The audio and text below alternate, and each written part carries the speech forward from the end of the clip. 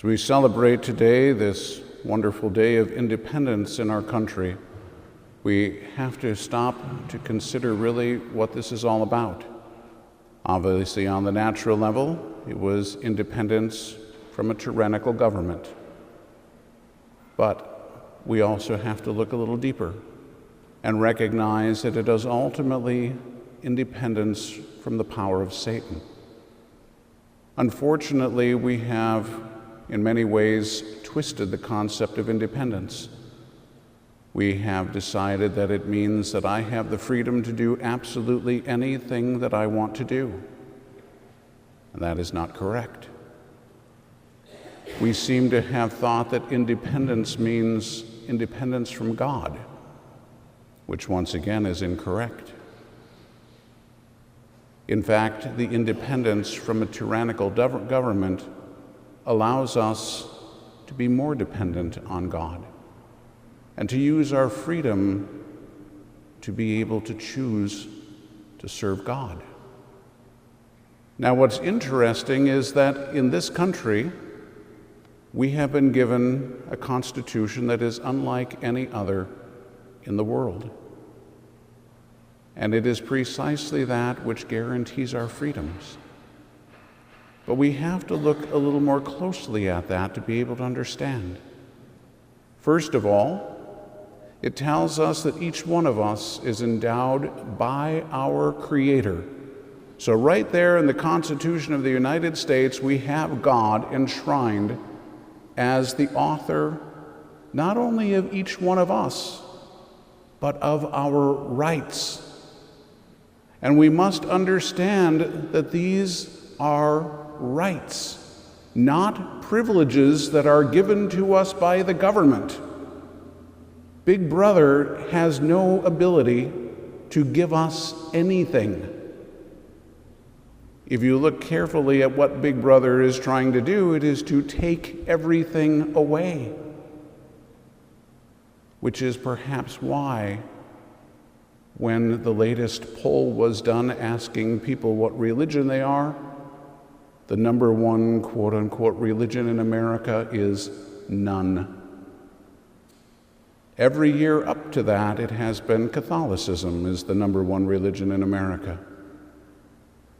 The number one religion's always been Catholicism, and number two is fallen away Catholics. Isn't that amazing? Now the fallen away Catholics have decided just simply to walk away from everything. And so now none is the number one religion in America. Is there any reason then why people don't understand that they have rights? They have rejected God, who is the author of their rights, who is the giver of their rights. And if they don't know God who gives them their rights, if they don't know God in whose image and likeness they are created,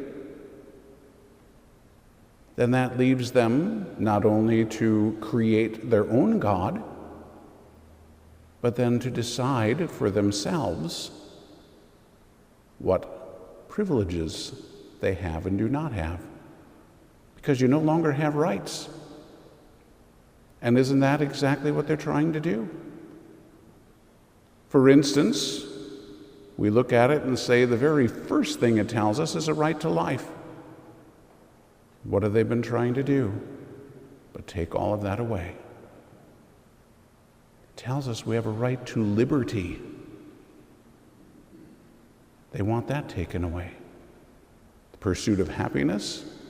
Well, other than Klaus Schwab, who said, "You will own nothing and be happy," they don't want you to be happy. They're not interested in you being happy. They are interested in themselves being happy. But happiness isn't what it's about.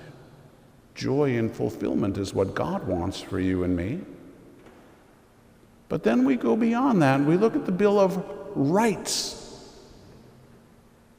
And you and I, right in the First Amendment to the Constitution, are given the right to the freedom of religion. Remember under Obama that he kept saying it's freedom of worship. No. Freedom of worship means that you can come here and the government can't say anything about what happens in this building. Outside of the building, they can tell you what you can and cannot do. You cannot live your faith outside of here. That's not what we are told. We are told we have the right to practice our faith outside of the church building 24 hours a day. They want to take that away. We have in the First Amendment the freedom of speech. What have we seen the last couple of years? Oh, it's misinformation.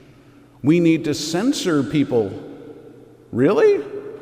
So you no longer have a right to disagree with the government. You no longer have a right to disagree with the prevailing presentation. Whether it's true or not doesn't matter. You don't have a right to disagree. They have a right somehow to censor you. And we are supposed to have a right to the freedom of press. Every major news outlet in the world is owned by 6 people total. There's no freedom of the press. They are told what to tell you. And sadly, we just soak it all in. If they said it on TV, it must be true. Look at it the other way. If they said it on TV, it must be false. If they're telling you somebody's really wonderful, then you can probably assume they're not. And if they say that somebody's a total jerk, you can probably assume they're pretty wonderful. Just assume the opposite of what they're telling you. Because you're made for the truth, but remember, Satan is the father of lies. So our real freedom is from Satan. Our real freedom is from sin. Again, when we look at this country, we have to remember not only is God enshrined right there in the Constitution as the principle from which everything else comes, but the very first act of the United States Congress in union with the President was to pray and to consecrate this nation to God. The very first official act of the Congress in union with the President. There are only 2 nations in the history of the world that have been consecrated to God from their inception. That is Israel and the United States of America. That's it. There are others who have consecrated their nations to the Sacred Heart and so on, but that was many years after the nation was founded. This was the very first thing that happened in this country. They don't want you to know that. They want to bury that. They don't want you to know that God is at the foundation, because only God can be the foundation. As we already said, He's the principle of all the rights that we have. He's the principle of life. He's the principle of everything. And so without reference to God, everything falls apart. Everything. And so without faith, what are we going to have? Chaos. What are we watching happening? Chaos. If we have God, we have right order. We have truth. We have all the things St. Peter talked about in the first reading today. Without God, we don't have any of those things. So as we celebrate this wonderful day, we have to recognize that there are forces within this nation, very high up in this nation, that are doing absolutely everything they can to take away all of your freedoms. And so that's why it is imperative to understand that these are not privileges that the government has given us. These are rights that are given to us by God, and absolutely no one has the right to take it away. So don't let them. The 4th of July isn't just about fireworks and hot dogs. Those might be fun and cute. But there's something far, far more important. Not only just simply what happened back in 1776, but what's happening today. If we lay down and play dead, it's all going to be gone in a very short time, because they have pushed their agenda to the point where they have almost succeeded. Unless we stand up, unless we start educating people and letting them know, unless we do our part to be able to maintain our God-given rights and dignity, the other side, Satan and his minions, are going to try to take them away. So that's what we're given today, to look at the wisdom of the people who founded this nation and what they enshrined in the Constitution. If you haven't read it for a while, go back and do so. Read the Bill of Rights. Again, these are rights that are God-given. They are yours because you are a human being made in the image and likeness of God. So don't let anybody take them away from you. But we need now to stand for the truth. And what a privilege it is to have that opportunity. And it's not merely standing for the truth of the United States or even of our Constitution. It's to stand up for the one who is the truth, who is the author of life and the giver of all of our rights. That's the one we're standing up for. That's what we have to live.